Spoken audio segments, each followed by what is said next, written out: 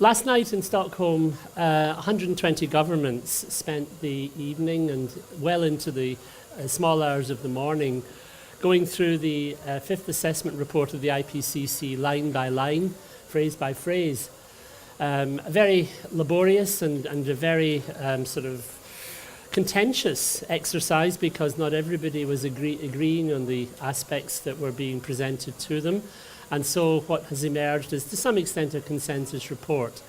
And that is the nature of the IPCC. It's a very interesting experiment which brings together the scientific community and the governmental community in a kind of a partnership which is relatively unique. It has its flaws, it has its problems, but it has served well, I think, the idea of addressing this all-important question of climate change. What happens in the IPCC is quite a laborious exercise, and just to describe it briefly to you, people sometimes talk about the IPCC as if it's a big organisation. In fact, there are only about 12 people employed in the Secretariat, and that Secretariat early on in the process identifies the major themes they want to cover in their next assessment report, sets up author teams to address those, and then they produce a first draft report. Now that author team is a very large author team comprising the main people involved in climate change research throughout the world, so that the report we're talking about today has about 200 authors. That report then is reviewed firstly by the scientific community, and the scientific community across the world gets a chance to make observations as to whether they think it's right or wrong or underemphasizes or overemphasizes certain things. Each comment is logged in an Excel spreadsheet and addressed by the author team, who then produce a second report. And the second version is then sent out again to the scientific community for further review, but also sent to the governmental representatives of all of the governments involved in the IPCC, which is virtually all of the governments of the world. And they make observations, perhaps in relation to things maybe in their own national area which are not perhaps dealt with as well as they might have thought. And another draft is then prepared. And it's that final draft that was addressed last night in Stockholm, where again, line by line, it's gone through. And as you can imagine, some governments would be not very supportive of some of the statements in the IPCC report. Maybe the oil-producing countries might have a different take from the small island states as to the emphasis in certain areas. So it's quite a contentious issue. But what emerges is therefore a considered statement by the scientific community of the science. What's important to recognize, I think, here is that no research is done by the IPCC. No policy recommendations are made by the IPCC. It's simply a synthesis of the research carried out in the previous period of 6 or 7 years since the last assessment report. But then, having signed off on it by the governments are then kind of morally obliged to do something about the issues that they have identified and agreed to. So every government minister in this country, for example, has agreed to the IPCC report. In fact, every government in Ireland since 1990 has agreed to the scientific report. So contrarian views, sceptical views, really should not be heard by people who have put their signature to that particular report. Now, the way in which those reports have evolved is quite interesting. They started off by being very ambivalent about the role of humans in climate. You can see the first assessment report in 1990. Didn't really come down one way or the other, but as you work your way through the various assessment reports all the way to the fourth one in 2007, you can see how things are getting stronger. The statements are getting rather more significant in terms of the human role. And this is the headline statement from the current assessment report. It's that we now know that at least 95%, with 95% certainty, that human activities, i.e. greenhouse gas emissions, are the driving force of climate today. So whereas in the past our forefathers were prisoners of climate, we saved the hay, sometimes we didn't save the hay, sometimes we starved because we didn't save the hay, now we are in control. We are the people who are driving climate. The main headlines that come out of this report, well, we know that warming has continued about 0.85 degrees, over the past century or so. a lot of it during the past 30 or 40 years. We know that that global average figure rises considerably when you look at individual places, especially on land, especially in the high latitudes, where it's very much enhanced from that global average figure. And despite what some people say about the last few decades, we know that the last 3 decades have been warmer than all of the comparable 30 years since reliable records began in 1850, and probably the warmest of the last 800 years. So we're in exceptional circumstances. For rainfall, we are not so sure. We haven't got that confidence. Rainfall is much more variable. We haven't got detectable trends that are really significant globally since the beginning of the century. But we do see significant trends in this report being confirmed for the middle and high latitude regions of the Northern Hemisphere. And almost everywhere in the world we see more intense rainfall events than we've experienced in the past, especially in places like Europe and North America. So the rainfall picture is clear. Nature is telling us also about that warming by the changes in snow and ice. One of the surprising things that has emerged in the past 6 or 7 years has been a growing awareness that Antarctica is now contributing ice melt in a way that we didn't think it was 10 years ago. 10 years ago, Antarctica was contributing about 34 gigatons per year. Now it's contributing 5 times that amount. Now that's 215,000 million tons of water per year going into the oceans from ice melt in Greenland, you can see, and something like 150,000 million tons per year now going in from Antarctica. So although there are bits and pieces of sea ice increases around that continent, it's now also showing signs of melting out. It will take many centuries, of course, for either Greenland or Antarctica to melt, but it will still contribute to sea level quite considerably over that time period. And that sea level rise has accelerated. We've been looking for signs of acceleration for a number of decades now. It does look as if in the past 10 years or so, the rate of sea level rise is increasing.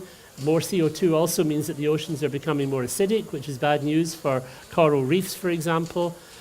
We don't expect the Gulf Stream to collapse or anything like that in this century, but we will expect to see changes taking place in the oceans as it warms, as it also absorbs more carbon dioxide.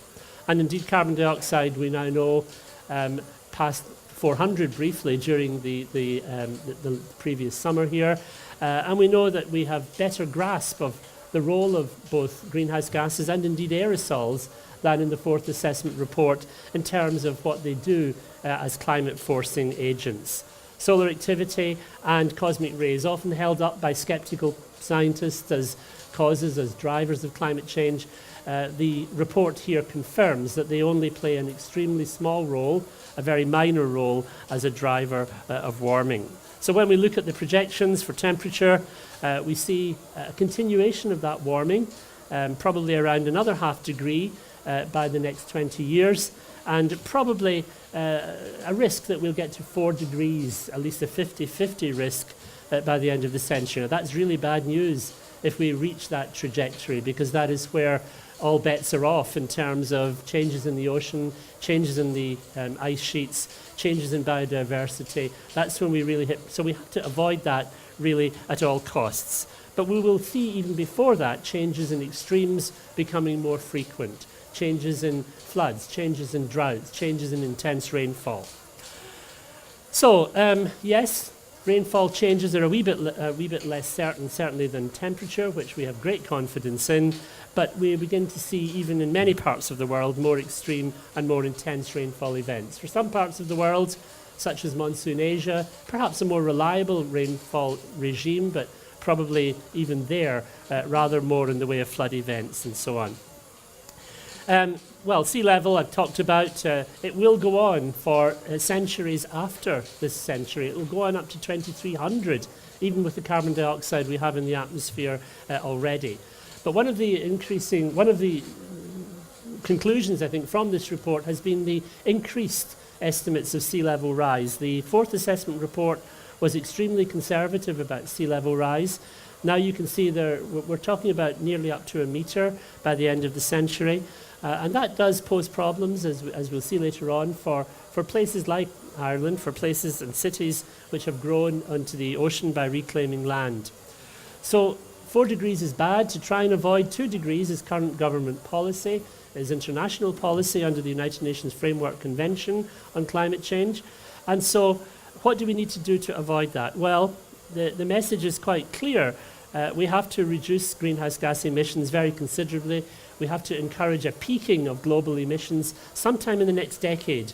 After that, the window will close. After that, it'll become very, very difficult indeed to avoid that 2-degree value. It's already perhaps only a 50-50 shot, but if we don't do anything by 2020, we will face an extremely bleak future indeed. So we have to communicate the scientific message. As far as scientists are concerned, the climate science is fairly settled. You find, for example, among active publishing climatologists, 99% have no doubts about the anthropogenic role. But among the public, there has been a very mischievous campaign of misinformation.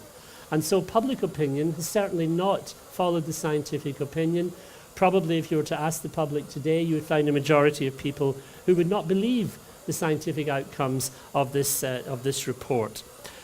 One of the things that we have to be cautious about, of course, is that there is still natural variability in the system, and it may give us for a few years short pauses in warming, such as we've had over the past decade and a half or so.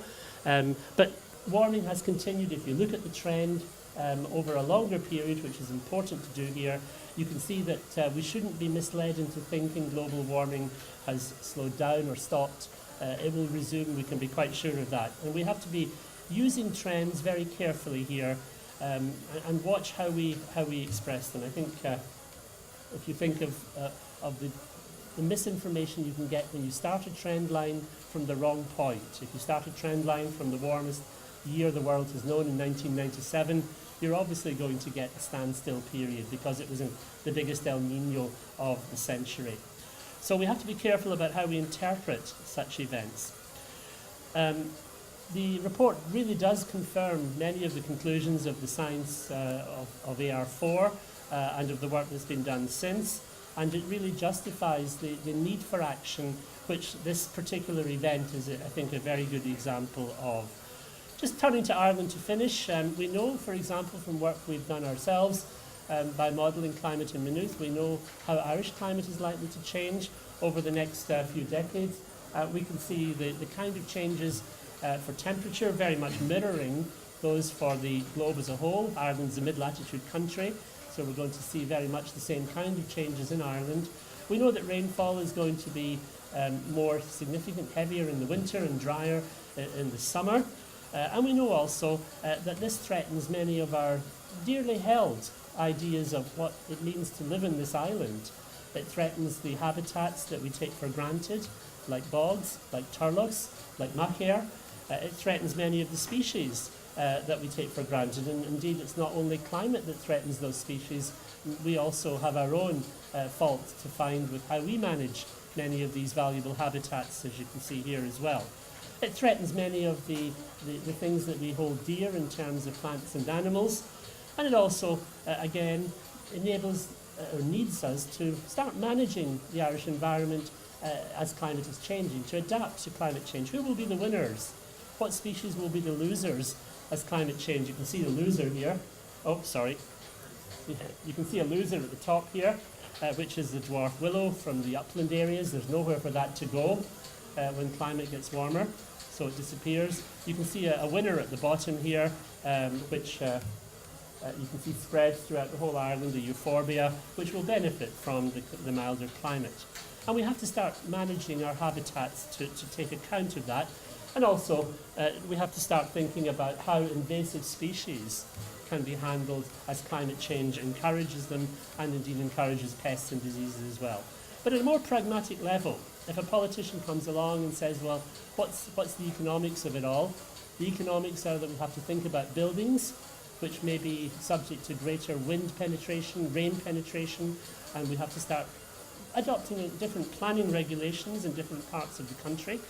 We have to start thinking where we'll put our septic tank landscape if the water table rises in vulnerable areas, incorporating climate change into our planning procedures. And we have to start thinking about our towns and cities. Here are places which are quite low lying, and you can see many parts of Dublin are relatively low lying. Indeed, if you do an analysis of addresses, something like 15,000 addresses in Dublin and Cork live below 2.5 metres above sea level. So here are issues that we have to start thinking about, structures for defence where appropriate, and work out, well, how much is it going to cost if those areas were to flood? If we take a sea level rise scenario and those areas were to be flooded, what would be the insurance claims they would generate? So doing nothing about climate change has a huge cost for Ireland. It is a very significant cost that maybe we don't always count. So our conclusions, therefore, would be that from this report it's quite clear that Ireland faces challenges in the future in terms of climate change. Despite what we think of as an abundant water supply, the precipitation regime will change in such a way that we have to think about managing our water better. Our natural flora and fauna will have to be managed a little more sensitively in the future, and we'll have to try climate change proofing how we organise society, how we organise plans, programmes and policies in the awareness that climate change may affect them quite seriously. So that's the story for the assessment report. It's a major challenge for the next few decades, and it's time, I think, in Ireland that we really began to take this problem rather more seriously than we have in the past. Thank you.